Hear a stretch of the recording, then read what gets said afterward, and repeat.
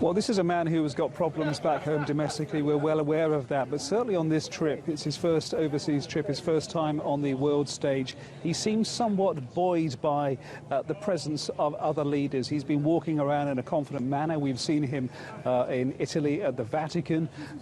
He then, of course, went to Brussels to meet NATO. He made some very strong statements about NATO there, which he just, of course, repeated that chat down at the airbase in Sigonella, which is near Catania, not far from where we are in Sicily. So he's a man who looks confident on the world stage and possibly somewhat happier than he does when he's back home in Washington, D.C., given his issues. But this was very much an address for a domestic audience. You could hear the whooping and the cheering in the background. It was timed, of course, to hit the TV in the United States on the East Coast at around 11 in the morning and out in California at breakfast news time. So it was a domestic address being done on Italian soil, telling everyone how well it went, how good the conference was here in Sicily, and how much progress they have made in the fight against all sorts of things that bother him, notably terrorism and extremism.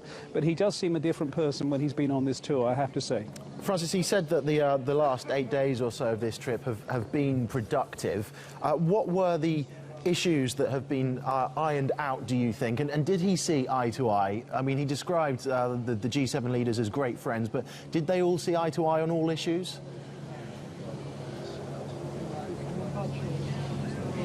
They certainly didn't on the issue of climate change. There is some disappointment here, of course. Statements from Angela Merkel, the German Chancellor, saying that when it came to him not agreeing to back the Paris Accord of 2 years ago, that it was very unsatisfactory in diplomatic speak.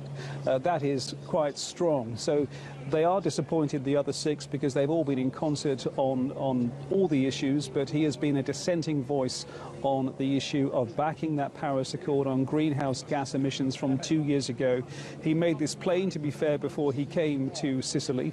He also reiterated it earlier today after the talks with the others. He's been put under pressure on this issue throughout his overseas trip, notably by the Pope, who gave him one of his writings about what he believed about climate change. Also, when meeting people like Emmanuel Macron, the French president, in Brussels, there has been pressure on this issue, but he is stuck firm.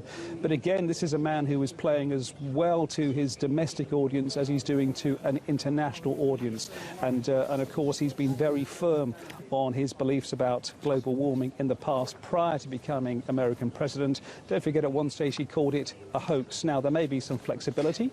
He may have learned, as his advisors have said, he may be evolving on those views. But that has been a major sticking point here.